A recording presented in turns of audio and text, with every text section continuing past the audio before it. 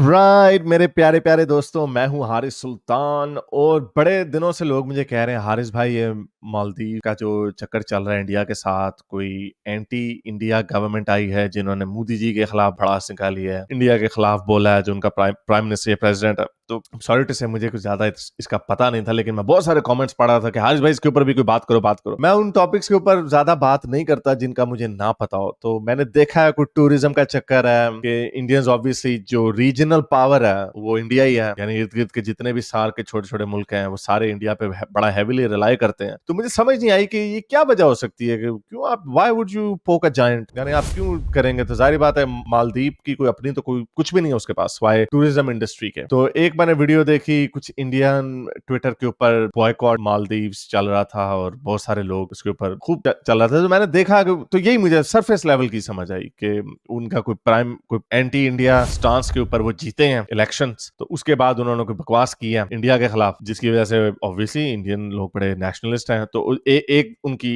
Pro China होती है, एक पार्टी उनकी प्रो इंडिया होती है, तो दोनों तरह से गुड कॉप बैड कॉप खेलते हैं। तो इससे ज्यादा मुझे पता नहीं है, तो आई डोंट नो कि क्या है। तो एक वीडियो भेजी किसी ने, रिजवान अहमद जी की, फेस टू फेस वाले हैं, तो उन्होंने बताया कि minister suspended over remarks on Modi ji. तो देखते हैं कि क्या चक्कर किया, जरा इसको सुनते हैं। तो थोड़ा तेज करके सुनूंगा, इसलिए अपने कान तेज कर लें। तो साथियों देखिए, कल जैसा मैंने एक वीडियो बनाया था कि फौज तक का जलवा, हिम्मत तो फौजी में होती है, लेकिन फौज का जो जलवा होता है, रुतबा होता है क्षेत्र में, वो लीडरशिप की वजह से होता है। लेकिन मुझे ये नहीं पता था कि लीडरशिप का इतना भी जलवा होता है कि वो अपने देश में बेचारा कहीं घूमने चला जाए, अपने देश के किसी हिस्से की तारीफ कर दे, अपने देश की बीचेस की तारीफ कर दे, तो बगल में एक छोटे देश के पेट में इतनी आग लग जाए और पेट में इतना दर्द हो जाए। लेकिन इसके बावजूद कि वहां की जो इस टाइम चुनी हुई सरकार है वो प्रो चाइना मानी जाती है और भारत के खिलाफ मानी जाती है, लेकिन उनके भी माथे पर पसीना आ गया जब उनके मंत्रियों ने नरेंद्र मोदी जी की लक्षद्वीप की विजिट का मजाक उड़ाया। तो इसी पर आज होगी छोटी सी एक चर्चा। अच्छा,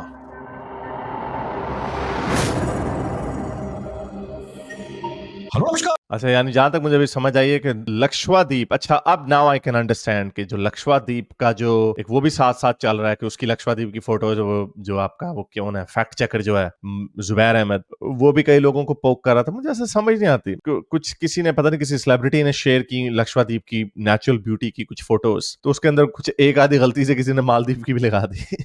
नकल तो थोड़ा केयरफुल होना चाहिए था। लेकिन अगर कोई मालदीवियन आपका मजाक उड़ाया हो, बेवकूफ तुमने तो हमारी फोटो ही दिखा दी लक्षद्वीप करके, तो इट मेक सेंस कि वो आपको पकड़ रहा है, क्योंकि हमें ये पता है इंडिया पाकिस्तान में ये होता है। लेकिन जुबैर, तुम तो यार इंडियन हो, तुम्हें ये बात, तुम अपने लोगों को, अपने मुल्क को नीचा करके तुम्हें क्या मिलता।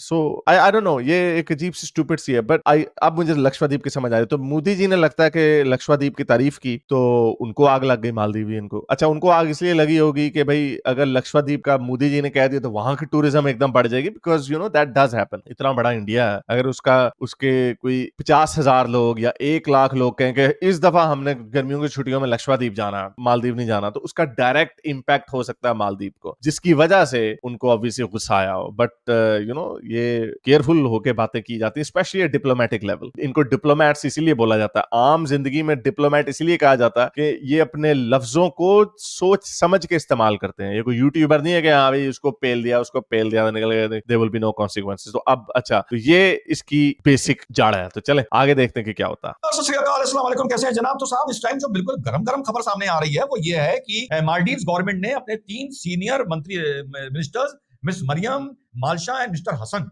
ओए हो, को सस्पेंड कर दिया है। लेकिन मैं इतना बता अच्छा तीनों ही मोमिन है। दूं, वो ये कह रहे हैं कि ये बात फेक न्यूज है। पर क्योंकि अभी अभी ये बिल्कुल न्यूज आई है, जब मैं इस टॉपिक को स्टडी कर रहा था, तो इसको मैं कंफर्म नहीं कर सकता हूं। लेकिन अगर कर दिया है तो ये भारत के लिए बहुत जलवे की बात है। अच्छा, इसको कंफर्म हम भी कर लेंगे। अच्छा, एबीसी ने, जो ऑस्ट्रेलिया की बीबीसी है, उन्होंने भी कह दिया कि उन्होंने 3 डेप्यूटी मिनिस्टर्स को इंसल्टिंग इंडियन प्राइम मिनिस्टर के ऊपर उन्होंने उनको उड़ा दिया। So I think this is confirm now.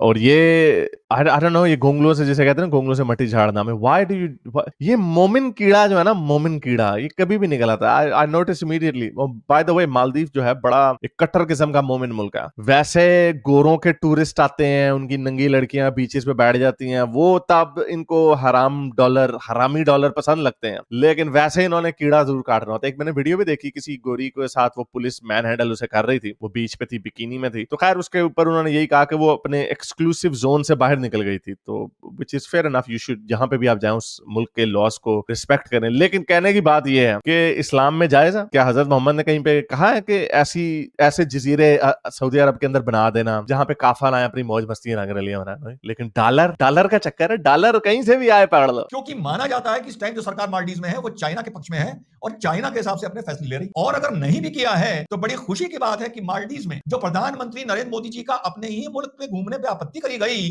और किस बात पर आपत्ति करी गई, तो मालदीव से टक्कर लोगे, तो मालदीव के बराबर सफाई लाओगे, तो मालदीव के बराबर टूरिस्ट लाओगे, और ये सारी बातें एक चीज को सामने दर्शाती हैं कि नेता का कद हो कितना बड़ा गया है। और वो इसका यही नतीजा है कि जहां प्रधानमंत्री जी लक्षद्वीप गए वहां पर लगभग 7 से 8 हजार बुकिंग लक्षद्वीप की हुई हैं, और मालदीव के मिनिस्टर्स ने जो माने नरेंद्र मोदी जी की विजिट का मजाक उड़ाया और भारत का मजाक उड़ाया है, उसके चलते मालदीव में कैंसिलेशन शुरू हो गए हैं और बॉयकॉट मालदीव का ट्रेंड शुरू हो गया है। ये मालदीव तो बहुत अच्छा एक बीच, एक छोटा सा एक आर्किप्लाजो था, लेकिन ये कोविड के टाइम पर हमारे सितारों ने इसको बहुत चमकाया।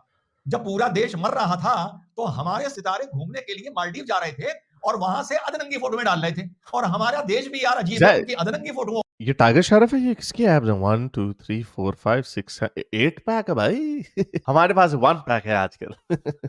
को देख देख के मजे ले रहा था और ये नहीं पूछ रहा था कि यार जो तुम मालदीव घूमने जा रहे हो देश को कोविड में छोड़कर, यार ये पैसा देश के नाम कर दो। खैर, हमारे भारत की जो राष्ट्रभक्ति है और नेशनलिज्म है वो ये ऐसे नहीं होता है, ये थोड़ी पॉपुलिस्ट बात कर गए रिजवान अहमद यार। आई एम श्योर के जितने सेलिब्रिटीज हैं वो खूब फिलैंथ्रोपी भी करते हैं, वो पैसे भी देते हैं। अब क्या वो जब भी कोई जेब से कोई पैसा निकालने की कोशिश करें, चलें जी मैं गाड़ी लेता हूँ, नहीं जी गाड़ी रहने देते हैं, देश के नाम कर देते हैं। चलें जी मैं छुट्टी मनाने जाता हूँ, तुर्की चला जाता हूँ या अमेरिका चला जाता हूँ, नहीं उधर क्या जाके करना, इधर देश के नाम पे कर देता हूँ। जूते लेने जाता हूँ, नहीं जूते क्या लेने, इधर इनके ऐसे दुनिया नहीं चलती। जो ये सेलिब्रिटीज होते हैं इनकी मेंटल हेल्थ भी होती है, हर बंदे की जरूरत होती है। जिस तरह एक मिडिल क्लास का बंदा होता है उसको भी जरूरत होती है कि वो अपने दिमाग को रिफ्रेश करने के लिए, रीसेट करने के लिए कहीं और अच्छी ताजो हवा। ये जो आम लोग भी जो जा रहे हैं, लक्षद्वीप भी जो जा रहे हैं, वो क्या नहीं जी लक्षद्वीप जाके क्या करना, किसी गरीब को खाना खिला देते हैं, ऐसे नहीं होता। ऐसे जिंदगी नहीं चल सकती। आप अपना सब कुछ भी किसी को दे देना, फिर भी गुर्बत इस तरह नहीं खत्म होती। गुर्बत खत्म होती है इकोनॉमी से, बेहतर इकोनॉमी से,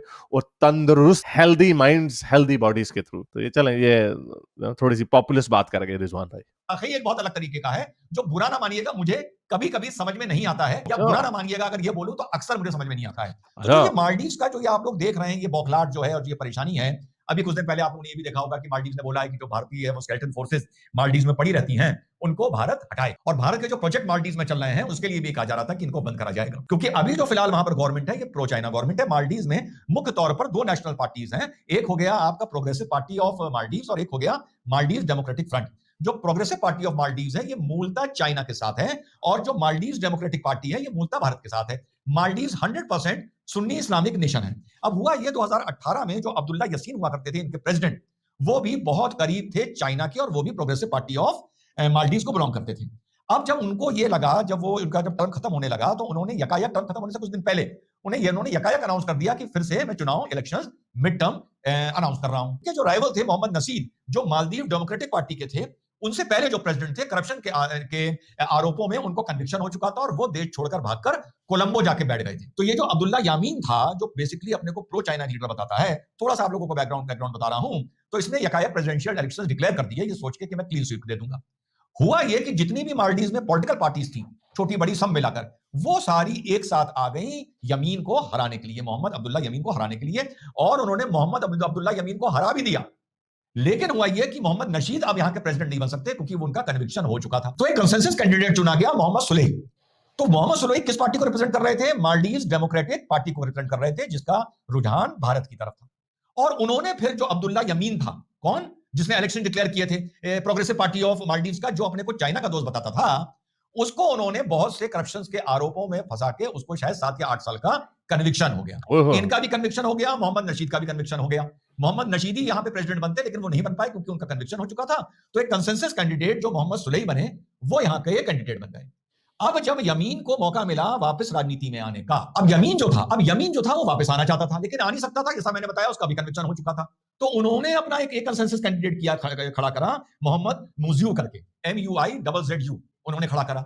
यहां तक सब ठीक थी और उन्होंने एंटी इंडिया रेटोरिक शुरू किया वापस राजनीति में आने के लिए और अपने ऊपर से करप्शन के चार्जेस को डाइल्यूट करने के लिए इन लोगों ने एंटी इंडिया कैंपेन शुरू किया जिसने शुरू में असर नहीं पकड़ा। लेकिन जब जून 2022 में आप लोगों को याद होगा मालदीव्स के एक स्टेडियम में योग दिवस बनाया जा रहा था जिसमें लोग आ गए थे और मारपीट हुई कम्युनिटी गाइडलाइंस की वजह से मैं आपको वो मारपीट दिखा नहीं सकता हूं। योग दिवस के दिन एक बहुत बड़ा ट्विस्ट आता है मालदीव्स में। जो एंटी इंडिया पार्टी ने अपना कैंपेन शुरू किया था कि गेट आउट इंडिया, अपनी फोर्सेस लेके जाइए, अपने प्रोजेक्ट लेके जाइए, उनको ज्यादा सफलता नहीं मिल रही थी। योग दिवस के दिन जो एक हम लोगों का नेशनल कैंपेन होता है, हर एम्बेसी में हर जगह हमारे जो डिप्लोमेट्स हैं वो लोगों को इनवाइट करते हैं और एक ऑर्गेनाइज फंक्शन किया जाता है, जो डिस्पोरा होता है, उन्होंने एक स्टेडियम में चीज को ऑर्गेनाइज किया और उस टाइम एंटी इंडिया कैंपेन भी चल रहा था। इसको वहां पर रंग दे दिया गया एंटी इस्लामिक। और पढ़ने में ये आता है क्योंकि अभी जब ये प्रेसिडेंशियल इलेक्शन चल रहे थे थोड़ा बहुत मैं पढ़ रहा था, जितने भी यहां पर आप देखिए जो असर पड़ता है, जितने भी यहां पर बातें होती थी, जो नैरेटिव सेट किए जाते थे, वो वहां पर भेजे जाते थे। सोशल मीडिया पर आजकल हर चीज हर आदमी देख रहा है। तो वहां पर एक एंटी इंडिया माहौल बनना शुरू हुआ। योग दिवस के दिन से वहां की राजनीति में ट्विस्ट आया और उन्होंने ये कहा कि इंडिया अपना कल्चर एक 100% इस्लामिक मुल्क के ऊपर थोप रहा है। पार्टियां दोनों मुस्लिम हैं, एक इंडिया के करीब है, एक चाइना के करीब है। तो जो चाइना के करीब थी, जाहिर बात है उनके अब्बू ने उनको ये सजेशन दिया कि भैया इस चीज को एंटी मुस्लिम एंटी इस्लामिक करके इस चीज को शुरू कर दो, तभी जाकर कामयाबी मिलेगी। सेम जो ये जितनी इन्होंने बातें की, आई लॉस्ट, मुझे नहीं पता मैं सारी एब्जॉर्ब कर सका या नहीं कर सका, लेकिन जो उसका लुबे लुबाव, जो उसका मेन क्रक्स है, जो उसका मेन कंक्लूजन निकलता है, वो वही सेम ही रोना धोना, सेम कहानी हर जगह पे। हमारे इस्लाम के ऊपर इनको बस यही नहीं है। इतने ज्यादा मुसलमान इंडिया में रहते हैं और उनका नंबर बढ़ रहा है, तो ये कैसा मुल्क है? चाहे यहूदी हो, चाहे अंग्रेज हो, हर एक से इनकी एक ही कंप्लेंट होती है कि जी अपना निजाम हमारे ऊपर थोप रहे हैं, इस्लाम को खतरे में है। और मजे की बात, लिटरली इस वक्त सिर्फ एक मुल्क वाकई ऐसा है जहां पे इस्लाम को सिस्टमैटिकली खत्म किया जा रहा है, वो चाइना है। उनकी मस्जिदें गिरा के चाइनीज स्टाइल की मस्जिदें बनाई जा रही हैं, दाढ़ी रखने पे पाबंदी, उनको पोर्क खिलाया जा रहा है। ये है जहां पे जिसको कहा जा सकता है कि हाँ भाई उनको खत्म किया जा रहा है, उसकी गोद में जाके बैठ रहे हैं। यार ये लोग, ऐसा समझ नहीं आती है किस किस्म के लोग, ये क्या पागल खोर दिमाग, ये कितने डफर लोग हैं। पॉलिटिशियंस तो चले माना कि वो इस तरह की हरकतें इसलिए करते हैं क्योंकि उनके कोई इंटरेस्ट होते हैं, हो सकता है उन्होंने उनको कमीशन कहीं से मिल रही हो। चाइना का हमें पता है जो उन्होंने हेम्बनटोटा में किया, चाइना को हर जगह पे अपने टेंटिकल्स डालने का शौक है, ग्वादर पाकिस्तान में पूरा डाला हुआ उन्होंने। लेकिन जिन मुल्कों को ये इल्जाम देते हैं कि ये अपना निजाम हमारे ऊपर थोप रहे हैं, ये हमारे मुसलमानों को, इस्लाम को खतरा है, उन्होंने कोई भी ऐसी हरकत नहीं की। यूके में इन्होंने डबल कर दिया आखिरी 10 सालों में मस्जिदें, हजारों की तादाद में यूके में मस्जिदें। अमेरिका में, कनाडा में, ऑस्ट्रेलिया में जहां जाते हैं इनको हुकूमत सब्सिडी देती है, ग्रांट देती है कि ये ले जी आप अपनी मस्जिद बना। फिर भी ये लोग बुरे हैं। चाइना जहां पे मस्जिदें गिरा दी हैं, हजारों से ज्यादा, वीडियो डिटेल में बनाई भी है मैंने, हजारों से ज्यादा वहां पे मस्जिदें गिरा दी, लेकिन उनको ये नजर नहीं आता। क्या अब मैंने जैसे कहा पॉलिटिशियन तो चलो करता नजर आता है कि यहाँ पे, लेकिन ये अवाम कितनी जाहिल, कितनी डफर है। चाहे वो मालदीव के लोग हों, चाहे वो अफगानिस्तान के हो, पाकिस्तान के हो, बांग्लादेश के हो, सारों का एक ही हाल है। वो चाहे डायस्पोरा हो, सबका एक ही हाल है। वो हम लुटे गए, बर्बाद हो गए। उन लोगों के ऊपर इल्जाम लगाते हैं जिनको वाकई कोई इंटरेस्ट नहीं, क्योंकि ये समझते नहीं है, उनकी वैल्यू सिस्टम को नहीं समझते। वेस्टर्न वैल्यू का हिस्सा है ही नहीं है कि हमने क्रिश्चियनिटी को फैलाना है या हमने अपने पोपरी आप लोगों को, उनका है ही नहीं है। हाँ, हर एक सोसाइटी के एक अपने नॉर्म्स होते हैं, लिबरलिज्म के, वहां आजादी राय है, तमाम लोग बराबर है, इंडिविजुअलिज्म है। तो इस वजह से वो जब क्लैश वहां पे आता है, जब ये कहता है नहीं हमने होमोसेक्सुअल्स को मारना, नहीं हमने औरतों को आजादी नहीं देनी, नहीं हमने छोटी बच्चियों से शादी कर दिया, जब ये इस तरह की जिद्दें करते हैं तो वो वहां पे कानून पे लगाते हैं। इसका मतलब ये नहीं कि वो अपना निजाम तुम पे थोप रहे हैं, तुम्हें इजाजत है जो मर्जी करो अपनी जाती जिंदगी। वही सिस्टम इंडिया में भी है। इंडिया में भी कोई ऐसा, कोई लीगली मैं बात कर रहा हूं, अपने तौर पे कोई विजिलेंटी एक्शन हो वो और बात है। इंडिया की स्टेट की तो कोई ऐसी पॉलिसी नहीं है ना। अभी मैंने एक वीडियो बनाई हज के ऊपर, हज पे सब्सिडी देते हैं, इंडिया से अब ज्यादा लोग हज करने जाते हैं इंडियन टैक्स पेयर के पैसों के ऊपर, काफरों के पैसों के ऊपर, जिनसे अलहदा इसलिए हो गया कि नहीं भाई हम वहां पे आजादी से रह नहीं सकते। नंबर इनका ट्रिपल हो गया 1947 के बाद। तो पता नहीं क्या लोग हैं ये। एनीवे, आई थिंक मेरा ख्याल से ये वीडियो और काफी लंबी हो जाएगी। हमें पॉइंट मेरा ख्याल मुझे समझ आ गया कि बेसिकली वहां पे एंटी इंडिया सेंटिमेंट को बढ़ाया गया और 3 बेवकूफों ने अपने वो डिप्लोमेटिक जुबान का इस्तेमाल नहीं किया, मोदी जी को छेड़ा छाड़ा, उन्होंने डंडा फेरा होगा, इंडियन हाई कमीशन होगा वहां पे, उन्होंने कंप्लेन की होगी कि भाई ये क्या बकवास है। हमने, जाहिर बात है इंडिया एक रीजनल पावर है, पता नहीं करोड़ों रुपया जाता होगा मालदीव की ट्रेजरी में इंडियन लोगों की वजह से। तो इंडियन बड़े हाइपर नेशनलिस्ट लोग हैं, चलो भाग जाओ, हमने नहीं जाना तुम्हारे मुल्क। और सही बात है, लक्षद्वीप जाए, अपनी मजाक उड़ा रहे थे। अगर इस बात पे उन्होंने आपका मजाक उड़ाया कि लक्षद्वीप इतना डेवलप्ड नहीं है फॉर सम रीजन, इग्नोर्ड है, तो वहां पे अब उन्होंने नाम लिया, तो चलो जी लक्षद्वीप चले जाओ, व्हाई नॉट। सैंडी बीचेस और ब्लू ओशंस किसको अच्छे नहीं लगते? तो मालदीव में क्या जो इधर नहीं है, आई एम श्योर यहाँ पे ज्यादा होगा और ज्यादा ऐसे आइलैंड्स होंगे। चले, I hope I did justice to this issue. मुझे ऊपर सरफेस लेवल पे समझ आ गई है और मैंने अपनी ओपिनियन इसके ऊपर दे दिया। अब मुझे मत कहना कि भाई इसके ऊपर भी बात करो। तो उम्मीद करता हूँ आज की वीडियो आपको पसंद आई होगी। इसको लाइक करें, शेयर करें और नीचे कमेंट्स में अपने ख्यालात का इजहार जरूर करें। जो पॉइंट अगर मैं मिस कर गया हूं तो उसके ऊपर भी रोशनी डालेगा। अब तक के लिए इतना ही, अगली वीडियो तक लक्षद्वीप हाफिज। अगर आपको मेरी ये वीडियो अच्छी लगी तो मेरे चैनल के मेंबर बनिए, पेट्रन बनिए, या फिर आप मुझे बाय मी या कॉफी में भी सपोर्ट कर सकते हैं।